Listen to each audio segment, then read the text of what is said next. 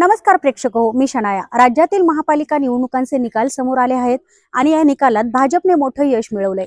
राज्यातल्या 29 महापालिकांसाठी काल मतदान झाल्यावर आज सर्वत्र मतमोजणी झाली आहे। मुंबई वगळता राज्यातल्या इतर सर्व महापालिकांमध्ये बहुसदस्यीय प्रभाग रचना आहे। बहुतांश प्रभाग हे 4 सदस्यीय असून काही प्रभाग 3 किंवा 5 सदस्यीय आहेत। मिळालेल्या आकडेवारीनुसार मुंबईत 52.94%, ठाणे मनपात 56%, पुणे मनपात 52%, पिंपरी चिंचवडमध्ये 58%, नवी मुंबईत 57%, नाशिक मनपात 57% मतदान झालं होतं। मात्र या निवडणुकीत काही व्यक्तींच्या, काही शहरांच्या निवडणुका या फार चर्चेत राहिल्या आहेत। त्याच निवडणुकीची चर्चा आणि त्यांचा आलेला निकाल आपण या व्हिडिओच्या माध्यमातून जाणून घेणार आहोत। सुरुवातीला आपण प्रतिष्ठेची मानली जाणारी पुणे आणि पिंपरी चिंचवड महापालिका का गाजली आणि त्यांचे निकाल काय आले ते पाहणार आहोत।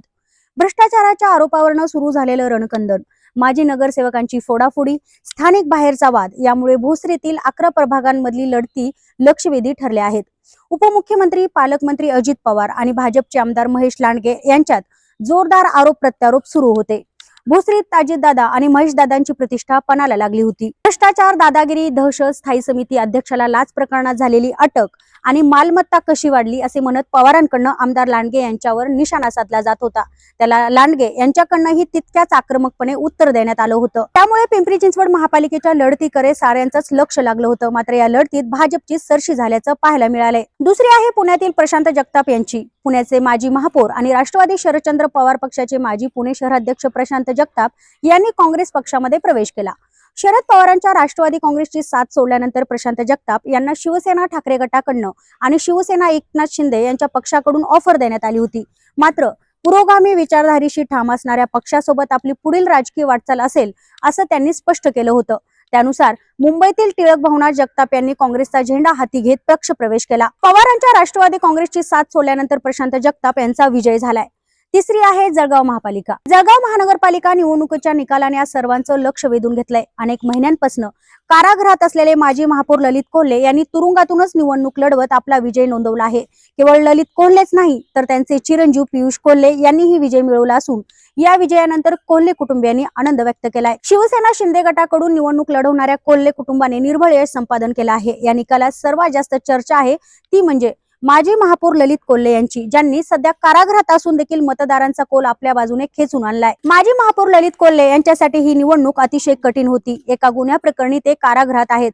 मात्र त्यांच्या पत्नी आणि मुलाने त्यांच्या अनुपस्थितीत प्रचाराची धुरा सांभाळली। मतदारांनी कोल्हे यांच्यावर पुन्हा एकदा विश्वास दाखवत त्यांना विजयी केला आहे। तसेच ललित कोल्हे यांच्या मातोश्री सिंधू कोल्हे यांनी ही निवडणूक लढवली होती आणि त्या देखील विजयी झाल्या आहेत। त्यामुळे कोल्हे कुटुंबाची जळगावात पुन्हा एकदा पकड घट्ट झाल्याचं पाहायला मिळालंय। चौथी आहे मुंबई महापालिका। मुंबई महापालिका निवडणुकीच्या निकालाकडे राज्याचं लक्ष लागलं होतं। मुंबई महापालिकेच्या 227 जागांसाठी निवडणूक पार पडली। दरम्यान मुंबईचा महापौर कोणत्या पक्षाचा होणार, मुंबईचा महापौर भाजप सेना युतीचा होणार की ठाकरे बंधूंच्या युतीचे होणार किंवा आणखीन दुसऱ्या पक्षाचा होणार, याकडे मुंबईकरांचं लक्ष लागलं होतं। मुंबईत भाजप शिंदे सेना युतीने मोठी आघाडी घेतली असून ठाकरे बंधूंना मोठा धक्का लागला आहे। मराठी आणि हिंदी भाषेवरून राजकारण तापलं असतानाच भाजपचे खासदार निशिकांत दुबे यांनी यात भाग घेतला होता। पटक पटक के मारेंगे असं विधान त्यांनी केलं होतं। त्याला राज ठाकरे यांनी दुबे तू मुंबईत ये, तुला मुंबईतल्या समुद्रात डुबे डुबे के मारेंगे असं उत्तर दिलं होतं। आता मुंबई महापालिकेच्या निवडणूक निकालात भाजप आणि एकनाथ शिंदे यांचा शिवसेना गट सत्ता स्थापनेच्या दिशेने आगेकूच करत असतानाच निशिकांत दुबे यांनी एक नवीन ट्विट केलं आहे। मुंबईत येऊन उद्धव आणि राज ठाकरे यांना भेटणार असल्याचं ते म्हणाले। गेल्या वर्षी हरियाणा विधानसभा निवडणुकांच्या वेळेस राहुल गांधी यांनी जलेबीबद्दल केलेलं वक्तव्य प्रचारापेक्षा निकालानंतर जास्त गाजलं होतं।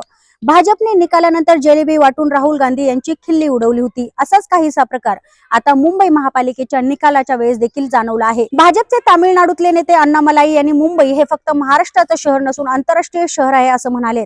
त्यावर टीका करताना मनसे अध्यक्ष राज ठाकरे यांनी त्यांना रसमलाई असं संबोधलं होतं।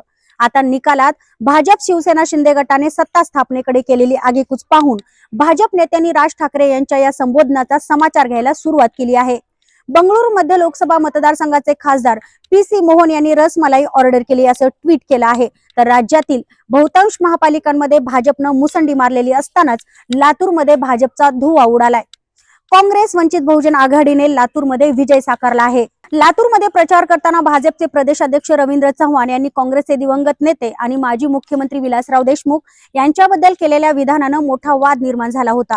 विलासराव देशमुख यांच्या आठवणी पुसल्या जातील असं विधान चव्हाण यांनी केलं होतं. त्याचे तीव्र पडसाद लातूरसह राज्यभरात उमटले होते. काँग्रेसच्या नेत्यांनी या विधानावरून चव्हाण यांच्यासह भाजपचा खरपूस समाचार घेतला होता आणि आता लातूर महापालिका ही काँग्रेसच्या ताब्यात आहे. प्रेक्षक हो, यातील कोणती निवडणूक तुम्हाला चुरशीची वाटली ते आम्हाला कमेंट करून नक्की सांगा आणि हा व्हिडिओ आवडल्यास लाईक करा, शेअर करा.